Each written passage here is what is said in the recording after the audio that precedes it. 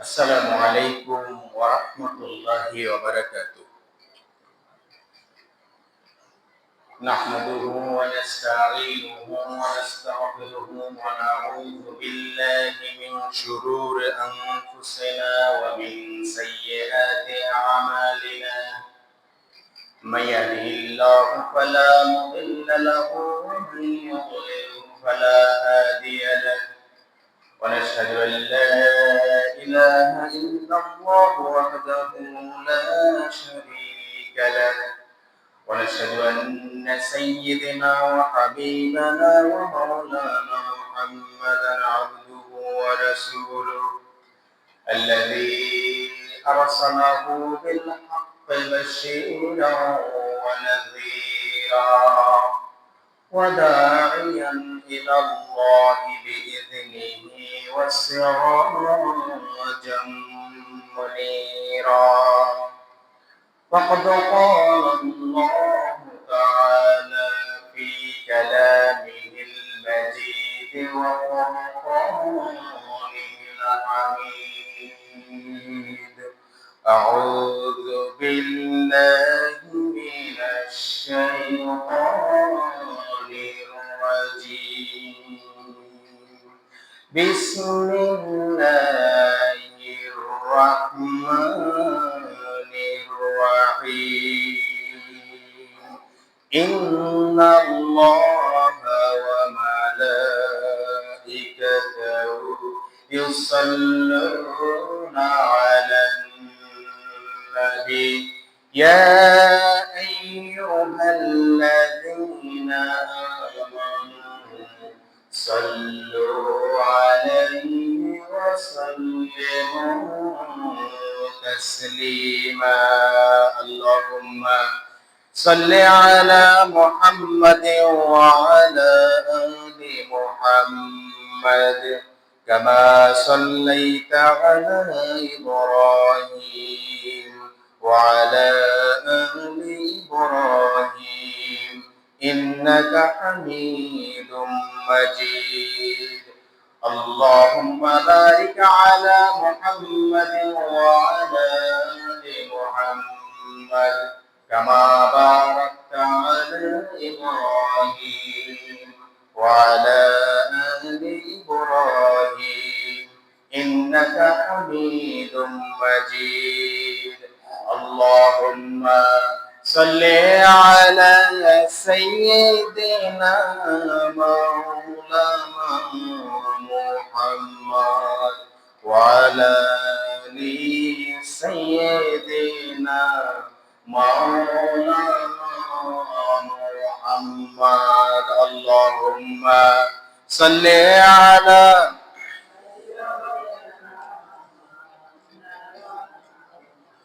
وعلى آل سيدنا مولانا محمد। رسول তুমি যে আমার হৃদয় বাগের বুলবুল। রসূল তুমি যে আমার হৃদয় বাগের বুলবুল।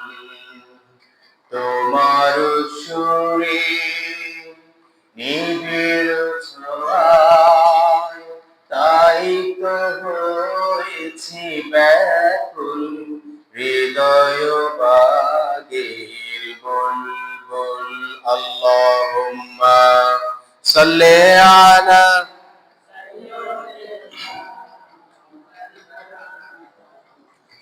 وعلى آل سيدنا مولانا محمد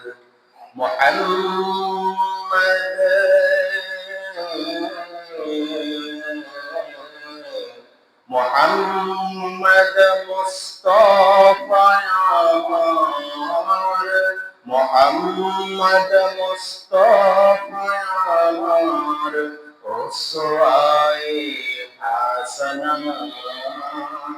রাতের আধারে যেন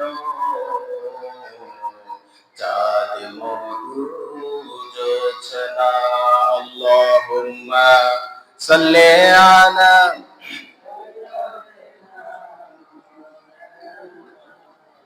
وعلى آل سيدنا مولانا محمد بلغ العلا بكماله كشف الدجى بجماله حسنت جميع خصاله صلوا عليه وعليه মুআজ্জাজ মুহতারাম হযরত উলামায়ে কেরাম বাইতুল নূর জামে মসজিদ এলাকার সম্মানিত মুসলিম ভাইরা, পর্দার আলের মা এবং বোনেরা, আমরা সর্বপ্রথম আল্লাহ তাআলার দরবারে কালেমাতুশ শুকর আদায় করছি যে আল্লাহ তাআলা আমাদেরকে সালাতুল জুমআ আদায় করার জন্য যথারীতি বাছাই করে, অন্যান্য তার বান্দাদের থেকে বাছাই করে আমাদেরকে আগে ভাগে তার মসজিদে, তার ঘরে আসার তৌফিক দিয়েছেন। আমরা আল্লাহ তাআলার কাছে কালেমাতুশ শুকর জবান দারাজ করে দিয়ে পড়ছি আলহামদুলিল্লাহ। মুআজ্জাজ মুহতারাম মুসল্লিয়ানে কেরাম, আজকে আমাদের সালাতের উপরে চতুর্থ খুতবা ইনশাআল্লাহ বিইজনিল্লাহ তাআলা ওয়া বিমাশিয়াতিল্লাহ তাআলা ওয়া তাবারাকা ওয়া মা তাওফীকি ইল্লা বিল্লাহ। সম্মানিত হাজিরিন, আজকে আমাদের সালাতের উপরে চতুর্থ খুতবা, অর্থাৎ আমরা ধারাবাহিক সালাতের উপরে খুতবা দিয়ে যাচ্ছি। তো আজকে আমাদের চতুর্থ খুতবাতে আমরা শুনবো যে আমরা আল্লাহ তাআলার কাছে সালাতের মধ্যে কি পড়ছি, কি ওয়াদা করছি, কি মুনাজাত করছি। আমি আগে বলেছি যে আমাদের সালাত, কাঙ্ক্ষিত মানের সালাত না হওয়ার অন্যতম কারণ হচ্ছে আমরা যখন সালাত আদায় করি তখন আমরা বুঝি না আমরা কোথায় কি বলছি, আমরা আল্লাহ তাআলার কাছে কোথায় কি বলছি, কি ওয়াদাবদ্ধ হচ্ছি। আমরা সেটা না বোঝার কারণে আজকে আমরা আমাদের কাঙ্ক্ষিত মানের সালাত আদায় হচ্ছে না। তো সম্মানিত হাজিরিন, আমরা যদি ধারাবাহিকভাবে প্রত্যেকটা খুতবা মনোযোগ দিয়ে শুনে যদি আমরা সে অনুযায়ী আমল করতে পারি, তাহলে নবী করিম সাল্লাল্লাহু আলাইহি সাল্লাম যে বলেছিলেন যে সল্লু কামা রাআইতুমুনি উসাল্লি, তোমরা সালাত সেভাবে আদায় করো যেভাবে আমি নবী মুহাম্মদ সাল্লাল্লাহু আলাইহি সাল্লামকে আদায় করতে দেখেছো। তো সম্মানিত হাজিরিন, আমরা যেহেতু জানি যে ঈমান গ্রহণ করার পরে আমি একজন মুসলমান, আমি ঈমান এনেছি, এরপরে আমার জন্য যেটা আবশ্যক হয়ে যায়, যেটা জরুরি হয়ে যায়, যেটা লাজিম হয়ে যায়, যেটা ফরজ হয়ে যায়, সেটা হচ্ছে 5 ওয়াক্ত সালাত যথাসময়ে তাদিলে আরকান এবং খুজু এবং খুশু সহ আদায় করা। ঠিক কিনা বলেন? এই জন্য সম্মানিত হাজিরিন, আমরা আজকে এরপরে আমরা আল্লাহ তাআলার কাছে কি ওয়াদা করি আমরা আজকে সেখান থেকে শুনবো ইনশাআল্লাহ। ওমা তাওফীকি ইল্লা বিল্লাহ। সম্মানিত হাজিরিন, এরপরে আমরা সালাতের মধ্যে যেটা শুরু করি সেটা হচ্ছে যে তাকবীরে তাহরিমার পরে আমরা সানা পাঠ করি। কি পাঠ করি বলেন তো? সানা, যেটা আমাদের গত খুতবায়ের শেষ অংশ ছিল। সানা মানে হচ্ছে আল্লাহ তাআলার প্রশংসা করা। এই সানা পাঠ করার পরে আপনার জন্য যেটা জরুরি হয়ে যায় সেটা হচ্ছে যে তাউজ এবং তাসমিয়া সহকারে আউযু বিল্লাহি মিনাশ শাইতানির রাজীম বিসমিল্লাহির রহমানির রহিম এটা পাঠ করে তারপরে সূরা ফাতিহা পাঠ করতে হবে। তো সম্মানিত হাজিরিন, আসুন আমরা আজকে সে ব্যাপারে শুনবো ইনশাআল্লাহ। আপনি যখন তাকবীরে তাহরিমা বাঁধলেন, তাকবীরে তাহরিমার পরে সানা পাঠ করবেন, কেননা রাসূল করিম সাল্লাল্লাহু আলাইহি ওয়াসাল্লাম সালাতে যখন দাঁড়াতেন, আম্মা জান হযরত আয়েশা রাদিয়াল্লাহু তাআলা আনহা থেকে বর্ণিত, তিনি বলেছেন, আমি যখন নবী করিম সাল্লাল্লাহু আলাইহি সাল্লামকে সালাতে দাঁড়াতে দেখেছি, তখন দেখেছি তিনি তাকবীরে তাহরিমার পরে তিনি সানা পাঠ করেছেন, যেটা আপনাদেরকে গত সপ্তাহে বলেছি। এরপরে নবী করিম সাল্লাল্লাহু আলাইহি ওয়াসাল্লাম তাউজ এবং তাসমিয়া পাঠ করতেন। তাউজ হচ্ছে আউযু বিল্লাহি মিনাশ শাইতানির রাজিম। এই তাউজের মধ্যে আপনি আল্লাহ তাআলার কাছে বলছেন, আউযু বিল্লাহি মিনাশ শাইতানির রাজিম, হে আল্লাহ, বিতাড়িত মারদুদ শয়তানের ওয়াসওয়াসা থেকে আমি আপনার কাছে পানাহ চেয়ে নিচ্ছি, আমি আপনার কাছে আশ্রয় চাই। একটু পরে আমি সালাত যে শুরু করতে যাচ্ছি, আমি অলরেডি তাকবীরে তাহরিমা সহকারে সালাত শুরু করে দিয়েছি। সালাতের বাকি কাজগুলো যেন শয়তান আমাকে কোন রকম ধোঁকায় না ফেলতে পারে, আমার সালাতটা যেন সঠিকভাবে হয়, এজন্য আমি আপনার কাছে আশ্রয় চাই শয়তানের ধোঁকা থেকে।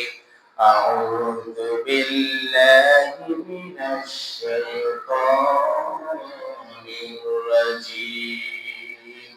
এরপরে নবী করিম সাল্লাল্লাহু আলাইহি সাল্লাম বলতেন, বিসমিল্লাহির রাহমানির রাহিম, পরম করুণাময় আল্লাহ তাআলার নামে আমার সালাত শুরু করছি।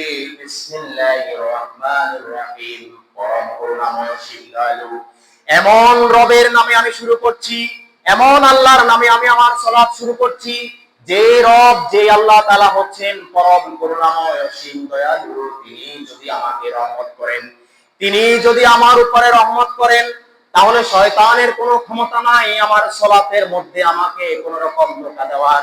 সুতরাং আমার সালাতটা কাদিল হালকা কানের সাথে আমি আদায় করতে পারবো ইনশাআল্লাহ। নবী করিম সাল্লাল্লাহু আলাইহি সাল্লাম তাউজ এবং তাসমিয়া পাঠ করার পরে এরপরে তিনি বলতেন, আলহামদুলিল্লাহি রাব্বিল আলামিন। সূরা ফাতিহা তিনি তেলাওয়াত করতেন। হাদিস শরীফে আসছে, মান সাল্লা সালাওয়াতান লাম ইয়াকরা ফিহা বিউম্মিল কুরআন ফাহিয়া হিদাজুন সালাসান গায়রু তামাম। নবী করিম সাল্লাল্লাহু আলাইহি সাল্লাম বলছেন, যেই ব্যক্তি সূরা ফাতিহা পাঠ করলো না সালাতের মধ্যে, তার সালাত সালাত নয়, তার সালাত সালাত নয়, তার সালাত সালাত নয়। তিনবার বলেছেন। কয়বার? তিনবার। নবী করিম সাল্লাল্লাহু আলাইহি সাল্লাম বলছেন, যেই ব্যক্তি সালাত আদায় করবে, ওই ব্যক্তির সালাতের মধ্যে যদি সূরা ফাতিহা না থাকে, সেই ব্যক্তি সালাতের মধ্যে যদি সূরা ফাতিহা না পাঠ করে, তার সালাত সালাত হবে না। নাউজুবিল্লাহ। এই জন্য সম্মানিত হাজিরিন, নবী করিম সাল্লাল্লাহু আলাইহি ওয়াসাল্লাম তিনবার বলেছেন, আমাদের সূরা ফাতিহা ব্যতীত আমাদের সালাত আদায় হবে না। সূরা ফাতিহা পাঠ করা অধিকাংশ মাযহাবে, অধিকাংশ ইমামের মতে ফরজ। কোন কোন ইমাম এটাকে ওয়াজিব বলেছেন, কিন্তু বেশিরভাগ যেহেতু ফরজ বলেছেন, এই জন্য সূরা ফাতিহা যদি আপনি মিস্টেক করে ফেলেন, সূরা ফাতিহা যদি আপনি সালাতের মধ্যে আদায় না করেন, পাঠ না করেন, তাহলে আপনার সালাত হবে না। এই জন্য নবী করিম সাল্লাল্লাহু আলাইহি সাল্লাম তাউজ এবং তাসমিয়ার পরে তিনি পাঠ করতেন, আলহামদুলিল্লাহি রাব্বিল আলামিন। এর মাধ্যমে বুঝতে হবে, প্রথমেই আমি আল্লাহ তাআলার কাছে সূরা ফাতিহার মধ্যে আমি আল্লাহ তাআলার কাছে বলছি, সকল প্রশংসা আল্লাহর জন্য, যিনি জগৎ সমূহের প্রতিপালক। হাদিস শরীফে আসছে, আপনি যখন সূরা ফাতিহা সালাতের মধ্যে পাঠ করেন, তখন প্রতি আয়াতের সাথে সাথে আল্লাহ তাআলা আপনার উত্তর করেন। সুবহানাল্লাহ। আপনার প্রত্যেক আয়াতের সাথে সাথে আল্লাহ তাআলা উত্তর করেন। আপনি যখন বলছেন আলহামদুলিল্লাহি রাব্বিল আলামিন, সকল প্রশংসা আল্লাহর জন্য, যিনি জগৎ সমূহের প্রতিপালক, যিনি জগৎ সমূহের মালিক। আল্লাহ তাআলা আপনার কথার প্রতি উত্তরে বলছেন, আমার বান্দা আমার প্রশংসা করলো। সুবহানাল্লাহ। আল্লাহ তাআলা কি বলল? আমার বান্দা আমার প্রশংসা করলো। আল্লাহ তাআলা ফেরেশতাদের কাছে কি বলে? আমার বান্দা আমার কি করলো? প্রশংসা করলো। সুতরাং আপনি সালাতের মধ্যে যখন সূরা ফাতিহা পড়ছেন, তখন এটার নাম শুধুমাত্র সূরা ফাতিহা নয়, আপনি আল্লাহ তাআলার সাথে কথা বলছেন। আল্লাহু আকবার। আল্লাহর সাথে কি বলছেন? কথা বলছেন। এইজন্য আল্লাহ তাআলা আপনার সাথে কথোপকথন করছেন, সেই মন মানসিকতা নিয়ে আমাদেরকে সালাতে দাঁড়াতে হবে, ঠিক কি না? এইজন্য আমাদেরকে সালাত যদি আমরা বুঝতে পারি, বুঝে বুঝে যদি আদায় করতে পারি, এই সালাত আমাদের জন্য এত মজার হবে, আপনার কাছে মনে হবে একটু সময় পেলেই সালাতে দাঁড়িয়ে যাই। কারণ আমার রবের সাথে কথা বলার চেয়ে উত্তম আর কি হতে পারে? আল্লাহু আকবার। এই জন্য সম্মানিত হাজিরিন, যখন আমরা সালাতের মধ্যে দাঁড়াবো তখন এমন ভাবে দাঁড়াবো যখন বুঝতে হবে যে আমি আল্লাহ তাআলার সাথে সাক্ষাৎ করতে যাচ্ছি, আমি সালাতের মাধ্যমে আল্লাহ তাআলার সাথে কথা বলতে যাচ্ছি। সূরা ফাতিহা, এই সূরা ফাতিহার 10টা নাম রয়েছে। এই সূরা ফাতিহার আরো 10টা নাম রয়েছে। এটার নাম হচ্ছে উম্মুল কোরআন। এই সূরা ফাতিহার নাম হচ্ছে সাবউল মাসানি। এই সূরার নাম হচ্ছে সূরা শিফা। আজকে একটা আমল জেনে নেন। আপনাদের মধ্যে যদি কোনো ব্যক্তি অনেক বেশি অসুস্থ থাকে, জটিল এবং কঠিন বিমারে আক্রান্ত থাকে, জটিল রোগে যদি কেউ আক্রান্ত থাকে, সেটা যে কোনো রোগ হোক না কেন, হাদিস শরীফে আসছে যে ব্যক্তি দৈনিক 40 বার, দৈনিক কয়বার? দৈনিক 40 বার, এইভাবে 41 দিন যদি দৈনিক 40 বার করে 41 দিন সূরা ফাতিহা পাঠ করে যদি কোনো পানিতে দম করে, কোনো পানিতে দম করে ফু দিয়ে যদি ওই পানি পান করে, হাদিস শরীফে আসছে আল্লাহ তাআলা তার রোগ যত কঠিনই হোক না কেন আল্লাহ তাআলা তাকে maaf করে দেন। সুবহানাল্লাহ। আল্লাহ তাআলা তাকে শিফা দান করেন। এই জন্য সূরা ফাতিহা হচ্ছে সূরাতুশ শিফা, এমন একটা সূরা যেই সূরার মাধ্যমে আপনার রোগ মুক্তি হয়, যেই সূরার মাধ্যমে আপনার রোগ মুক্তি হয়। আপনারা যখন কোন আলেমের কাছে, কোন হুজুরের কাছে, যখন কোন ইমাম সাহেবের কাছে এক গ্লাস পানি নিয়ে যান বা কোনো কিছু নিয়ে যান, হুজুর আমার এই সমস্যা, আমাকে একটু পানি পড়া দেন, আজকে সিক্রেটটা জেনে নেন, গোপন কথাটা জেনে নেন, কারণ আপনি যদি পারেন তাহলে সেটাই আপনার জন্য উত্তম হবে। সিক্রেট ব্যাপারটা হচ্ছে এই সূরার নাম যেহেতু সূরাতুশ শিফা, এমন একটা সূরা যেই সূরা তেলাওয়াত করলে আপনার রোগ মুক্তি হয়। আপনি এক গ্লাস পানি নেবেন, এক গ্লাস পানি নিয়ে সুন্দর করে হাত সহ মন সহ সুন্দর করে আপনি সূরা ফাতিহা তেলাওয়াত করবেন। সূরা ফাতিহা তেলাওয়াত করে ওই গ্লাস পানির মধ্যে দম করবেন, ফু দিবেন। তারপরে যে উদ্দেশ্যে আপনি এই পানিটা ব্যবহার করবেন, যেই রোগী হোক না কেন তাকে আপনি দিবেন, আল্লাহ তাআলা maaf করার মালিক। সুবহানাল্লাহ। এই জন্য সূরা ফাতিহা শুধু সূরা ফাতিহা নয়, এই সূরা হচ্ছে সূরাতুল মুনাজাত। এই সূরার মাধ্যমে আপনি আল্লাহ তাআলার কাছে মুনাজাত করছেন। এই সূরার নাম হচ্ছে সূরাতুশ শিফা। এই সূরা তেলাওয়াত করার মাধ্যমে আপনি আল্লাহ তাআলার কাছ থেকে রোগ মুক্তি চাচ্ছেন। এই সূরার আরেক নাম হচ্ছে সাবউল মাসানি, যেটা বারবার পঠিত হয়, যেটা বারবার পড়া হয়। আমরা দৈনিক সালাতের মধ্যে কমপক্ষে 41 থেকে 42 বার আমরা সালাতের মধ্যে সূরা ফাতিহা পাঠ করি, যেটা অন্য কোনো সূরা পাঠ করা হয় না। ঠিক কিনা বলেন? এই জন্য সূরা ফাতিহা সঠিকভাবে তেলাওয়াত করতে হবে। আপনি যথাযথভাবে যদি তেলাওয়াত না করেন তাহলে আপনার অর্থ বিগড়ে যাবে। আপনি যদি আলহামদুলিল্লাহি রাব্বিল আলামিন, আপনি এই আলহামদুর জায়গায় যদি আলহামদু বলেন তাহলে অর্থটা পুরাই বিগড়ে যায়। আলহামদু শব্দের অর্থ হচ্ছে নিভে যাওয়া, অক্ষম হয়ে যাওয়া, শান্ত হয়ে যাওয়া। আর আলহামদুলিল্লাহ শব্দের অর্থ হচ্ছে সমস্ত প্রশংসা আল্লাহ তাআলার জন্য। যদি আপনার মাখরাজ জানা না থাকে, তাসবিহ জানা না থাকে, যদি আপনার উচ্চারণ সঠিক না হয়, যদি আপনি সঠিকভাবে কোরআন তেলাওয়াত করতে না পারেন, তাহলে আপনার এই কোরআন তেলাওয়াত আপনাকে ধ্বংস করে দেবে। নাউজুবিল্লাহ। তাহলে কোরআন আমাদেরকে সঠিকভাবে তেলাওয়াত করতে হবে। হাদিস শরীফে আছে রুব্বা কারিইল কোরআন ওয়াল কোরআনু ইয়ালানহু, এমন কারি সাহেবরা রয়েছে, এমন কোরআন পাঠকারী রয়েছে যে কোরআন পাঠ করে অথচ কোরআন তাকে লানত দেয়। নাউজুবিল্লাহ। তাহলে কি বলেন তো, এমন কোরআন পাঠকারী আছে যারা মনে করতেছে আমি তো খুব কোরআন পাঠ করতেছি, কিন্তু রাসূল বলছেন যে কোরআন তাদেরকে লানত দেয়। নাউজুবিল্লাহ। কেন বলেন তো? কারণ তাদের মাখরাজ ঠিক নাই, উচ্চারণ ঠিক নাই, মত ঠিক নাই।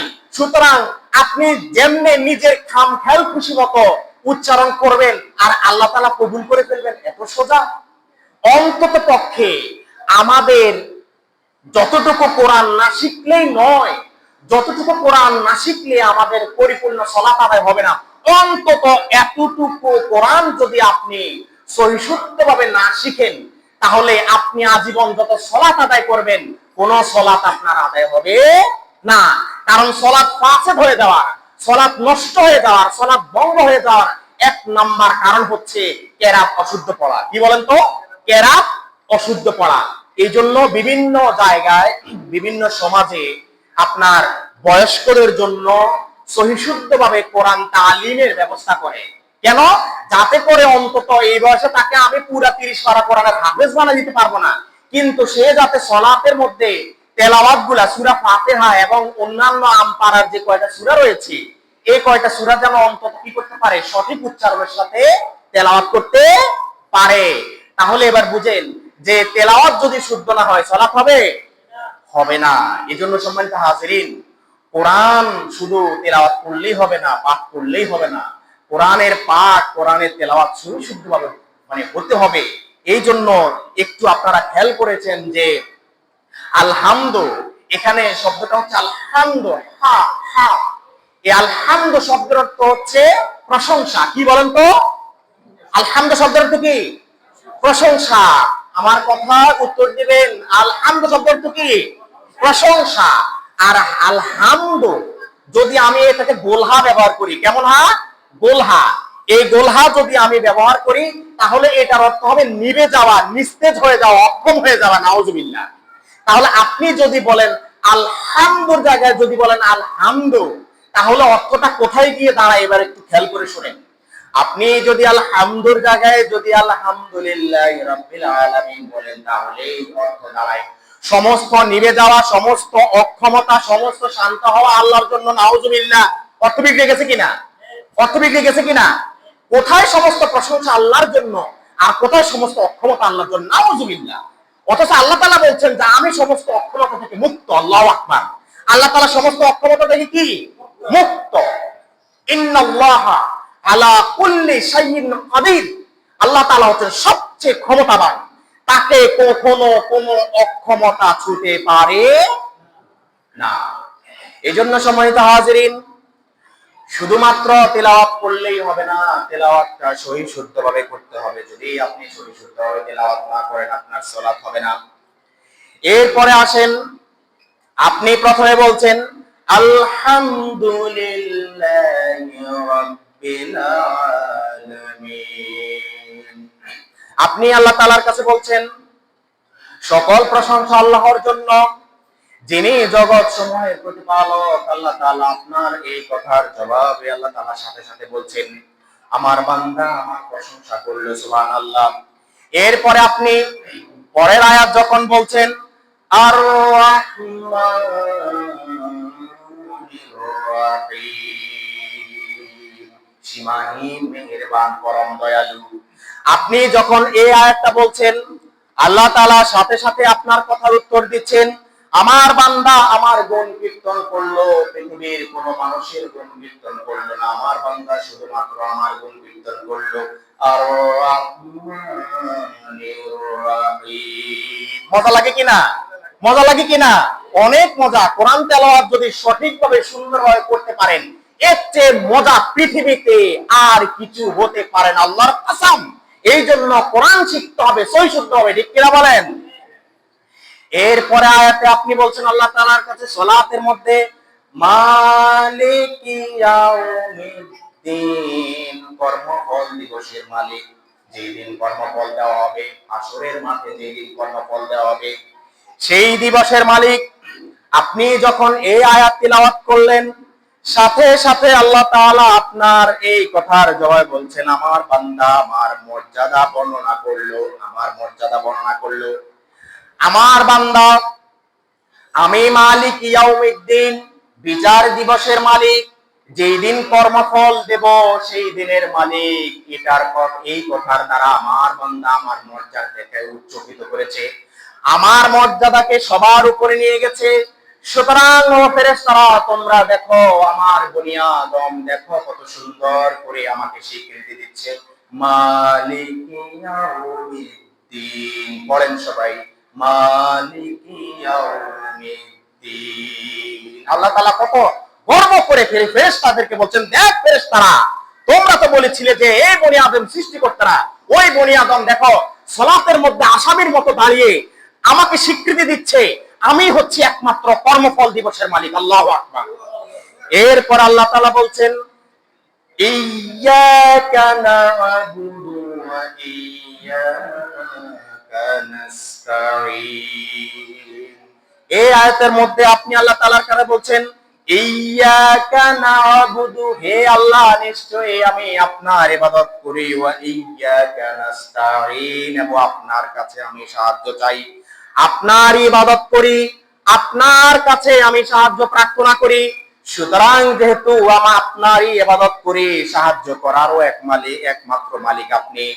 এই কথার উত্তরে আল্লাহ তাআলা বলেন, এটা আমার বান্দা এবং আমি এবং আমার বান্দার মধ্যে 50-50, অর্ধেক নিসফলি ও নিসফলাকুম, অর্ধেক হচ্ছে আমার জন্য, অর্ধেক হচ্ছে তাদের জন্য। এর মানে হচ্ছে ইয়াকা না'বুদু, এই অর্ধেক হচ্ছে আল্লাহ তাআলার জন্য। কার জন্য? আল্লাহ তাআলার জন্য। ইয়াকা না'বুদু, বান্দা আল্লাহ তাআলার ইবাদত করে।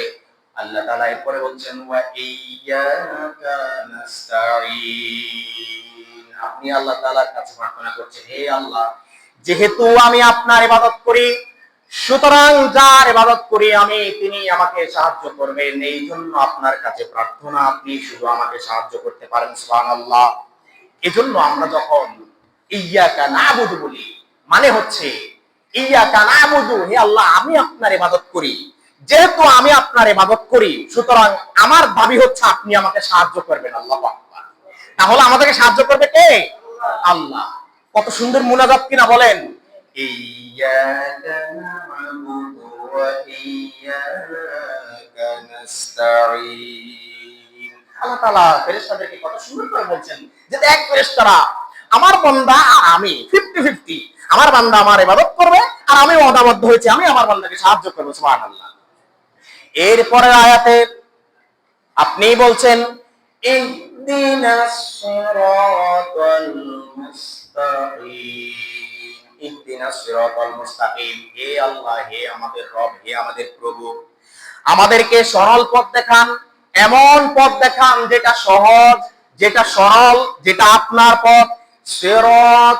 সিরাতাল্লাযীনা আন'আমতা আলাইহিম, তাদের পথ যাদের প্রতি আপনি অনুগ্রহ করেছেন, যাদেরকে আপনি নিয়ামত দিয়েছেন, তাদের পথই শুধু আমাদেরকে দেখান।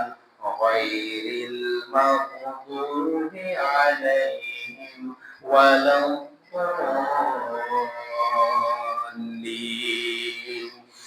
গায়রিল মাগদুব, তাদের যাদের উপরে আপনি রাগান্বিত হয়েছেন, আপনি ক্রোধান্বিত হয়েছেন, তাদের পথ দেখায়েন না, তাদের পথ আমাদেরকে দেখায়েন না। গায়রিল মাগদুবি আলাইহিম ওয়ালাদ-দাল্লিন, এবং যারা পথভ্রষ্ট হয়ে গেছে, যারা বিপদগামী হয়ে গেছে, যারা পথভ্রষ্ট হয়ে গেছে, যারা লাইনচ্যুত হয়ে গেছে, সুতরাং যাদের উপরে আপনার লানত হয়েছে, যাদের উপরে আপনি রাগান্বিত হয়েছেন, এই ধরনের লোক, এবং যারা পথভ্রষ্ট হয়ে গেছে, গোমরাহিতে লিপ্ত হয়ে গেছে, এই দুই ধরনের লোক, এই দুই ধরনের মধ্যে মানুষ রয়েছে। এই দুই ধরনের মানুষের যে পথ, এই পথ আমাদেরকে দেখায়েন না, আপনি আমাদেরকে শুধু দেখাবেন ইহদিনাস সিরাতাল মুস্তাকিম, এমন পথ যে পথ হচ্ছে সহজ এবং সরল। কেমন বলেন তো? সহজ এবং সরল, এবং এই পথ হচ্ছে সেই পথ সিরাতাল্লাযীনা আন'আমতা আলাইহিম, তাদের পথ যাদেরকে আপনি নিয়ামত দিয়েছেন, যাদের প্রতি আপনি নিয়ামত দিয়েছেন, অনুগ্রহ করেছেন, তাদের পথ শুধু আমাদেরকে দেখাবেন। আপনি যখন এই আয়াতগুলো পড়ছেন তখন আল্লাহ তাআলা আপনার কথার উত্তরে বলছেন, আমার বান্দা যা চেয়েছে আমি তার জন্য তা রেখে দিয়েছি। সুবহানাল্লাহ। মুসলিম শরীফের হাদিস, মুসলিম শরীফের হাদিস, যে আপনি যখন সূরা ফাতিহা পাঠ করছেন সালাতের মধ্যে, তখন প্রতিটা কথার উত্তরে আল্লাহ তাআলা আপনার উত্তর দিচ্ছেন। সুবহানাল্লাহ। এজন্য সূরা ফাতিহার আরেক নাম কি? সূরাতুল মুনাজাত। সূরাতুল মুনাজাত, এই সূরা ফাতিহা সূরা ফাতিহা নয়, এই সূরা ফাতিহার মাধ্যমে আপনি আল্লাহ তাআলার কাছে মুনাজাত করছেন। কি করছেন? মুনাজাত করছেন। এই জন্য সূরা ফাতিহা সঠিকভাবে তেলাওয়াত করতে হবে কিনা বলেন? সহিশুদ্ধ হতে হবে কিনা? যদি সহিশুদ্ধ না হয় তাহলে আপনার সালাত হবে না, আর যদি সালাত না হয় তাহলে আপনার পুরা জিন্দেগি বরবাদ, এই জিন্দেগির কোনো লাভ হলো না। কত কিছুই না আমরা শিখি প্রয়োজনে, দুনিয়াতে একটু সুখে থাকার জন্য, দুনিয়াতে অট্টালিকা বানানোর জন্য, বিল্ডিং বানানোর জন্য, অনেক সুউচ্চ দালান, high stride, high raised building বানানোর জন্য আমরা কত কিছুই না করি, কত কিছুই না শিখি। কিন্তু আফসোস, যে কোরআন না শিখলে, সহিশুদ্ধভাবে না শিখলে আমাদের সলাতই হবে না। আর সলাতে যদি সহিশুদ্ধভাবে না হয়, তাহলে আমাদের এই জিন্দেগির কোনো দাম নাই। সেই কোরআন সহিশুদ্ধের ব্যাপারে আমরা বড়ই গাফেল হয়ে আছি, ঠিক কিনা বলেন? এই জন্য বাচ্চাদেরকে সুন্দর করে কোরআনের তালিম দিবেন। সময়ত হাজিরিন, কোরআনের হাফেজ আল্লাহ তাআলা তাদেরকে কবুল করে তারাই হয়, কিন্তু ন্যূনতম কোরআন আপনাকে সহিশুদ্ধভাবে তাসবিহ সহকারে শিখতে হবে, যাতে করে অন্তত আপনার সালাতটা সঠিকভাবে আদায় করতে পারেন। এজন্য সম্মানিত হাজিরিন, আমাদেরকে অবশ্যই অবশ্যই এই ব্যাপারে একদম গুরুত্বপূর্ণ ভূমিকা পালন করতে হবে। পাশাপাশি আপনারা যারা বয়স্ক রয়েছেন, আপনাদের প্রতি আমার আরজ থাকবে, যাদের সূরা কেরাত এখনো অশুদ্ধ রয়েছে, যারা এখনো এই নিশ্চিত হতে পারছেন না যে আপনার সূরা ঠিক আছে কিনা, আপনার তেলাওয়াত ঠিক আছে কিনা। কারণ আমি শুরুতে আপনাদের সাথে যে হাদিসটা বলেছি, রুব্বা কারিইন লিল কুরআন ওয়াল কুরআনু ইয়ালানুহু, এমন কোরআন পাঠকারী রয়েছে, সে যখন কোরআন পাঠ করে সে তো মনে করছে আমি কোরআন পাঠ করতেছি, কিন্তু কোরআন তাকে লানত দেয়, কোরআন তাকে গজব দেয়, নাউজুবিল্লাহ। এই জন্য আমরা যেন সেই কাতারে না পড়ি। আল্লাহ রাসূল সাল্লাল্লাহু আলাইহি সাল্লামের এই হাদিস থেকে আমাদেরকে অবশ্যই হুঁশিয়ার হয়ে যেতে হবে, নিজেকে কোরআন সহিশুদ্ধভাবে শিখতে হবে। বিবি বাল বাচ্চা যারা রয়েছে, পরিবার, আমাদের পরিবার পরিজনের সদস্য যতজন রয়েছে, সবাইকে সহিশুদ্ধভাবে কোরআন শিক্ষা দিতে হবে। অন্তত পক্ষে আমাদের প্রাইমারি এডুকেশন, আমাদের প্রাথমিক শৈশবের শিক্ষা যাতে কোরআন দিয়ে হয়, এটা আমাদেরকে অবশ্যই প্রতিজ্ঞাবদ্ধ হতে হবে। কারণ কোরআন যদি সহিশুদ্ধ না হয়, তাহলে সালাত সহিশুদ্ধ হবে না। আর যদি কোরআন সহিশুদ্ধ হয়, কোরআন তেলাওয়াত যদি সহিশুদ্ধ হয়, তাহলে আপনার সালাতও কি হবে? সহিশুদ্ধ হবে। আল্লাহ তাআলা আমাদেরকে কথাগুলো বুঝে আমল করার তৌফিক দান করুন, আল্লাহুম্মা আমিন। প্রথমে আমাকে, তারপরে আপনাদেরকে আল্লাহ তাআলা পরিপূর্ণভাবে এগুলা আমল করে বাস্তব জীবনে প্রয়োগ করার তৌফিক দান করুন, আল্লাহুম্মা আমিন।